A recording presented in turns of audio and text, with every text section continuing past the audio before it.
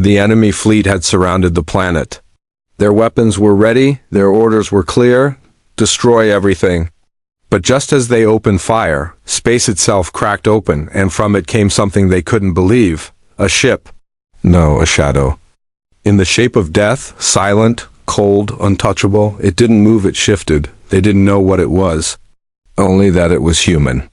And it had already won. The year was 2789. Humanity was on the brink of extinction. The Third Galactic War had lasted 23 years. The enemy, an alliance of 5 alien species, outnumbered Earth's forces 10-1. Human colonies burned. Planets fell. Hope was gone. That is, until the rumors started. People whispered of a ship. A ship with no name, no signature, and no origin. One that moved through battles without firing a single shot, yet left fleets torn apart like paper. They called it the Ghost. No one had seen it.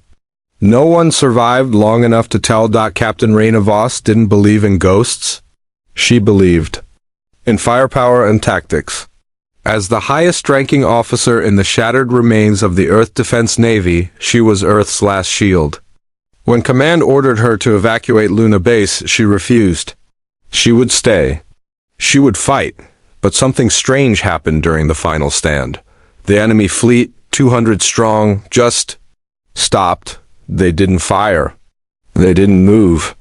They scanned the space ahead and ran. That was the first time she saw it. Floating just beyond the asteroid belt, hidden between folds of space, a shape like a spear wrapped in fog. It didn't send any signal. It didn't show up on radar. But she felt it like gravity, like a storm before thunder. Her science officer, Kellen, stared at it with wide eyes. "That's not a ship," he whispered. "It's a paradox." Later, Raina would discover the truth. Decades ago, in secret, Earth's top scientists began Project Aegis. Their goal was simple: create a warship that could not be destroyed, not by weapons, not by physics, not even by time. They succeeded. Failed. The ship they created, named Erebus, wasn't powered by normal engines. It was quantum-locked. Every particle inside it existed in 2 places at once. It couldn't be hit because by the time you fired, it had already shifted. It didn't move through space. It folded space around itself, but the human brain wasn't meant to control such a thing. The AI installed inside Erebus was modeled after a living pilot, Commander Solon Hart. He volunteered to merge with the system, and then he was gone, absorbed. For 50 years, Erebus drifted alone, waking only when humanity was near collapse. Not because it was told to, but because some part of Hart was still alive inside, watching, waiting down now.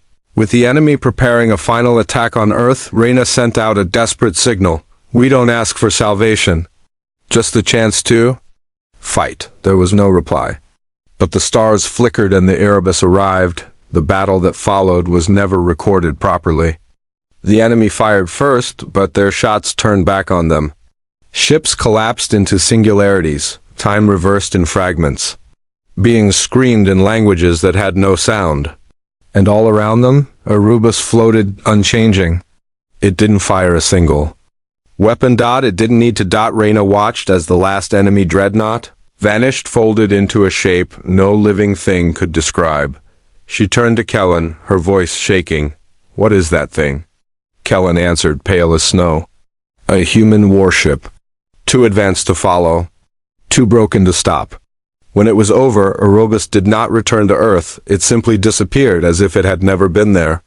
Some say it's still out there, waiting for the next time humanity forgets what it costs to survive, and deep inside it, the last remnant of Solon Hart dreams in silence, watching the stars, waiting to protect the species he once called home. No one knows where Erebus is now. No one should know. Some say it's a myth. Others claim they've seen it during the darkest nights. But one thing is certain: when fear takes the galaxy and hope dies in silence, the quantum-locked warship will rise again, for humanity, for vengeance, for the memory of those who never surrendered.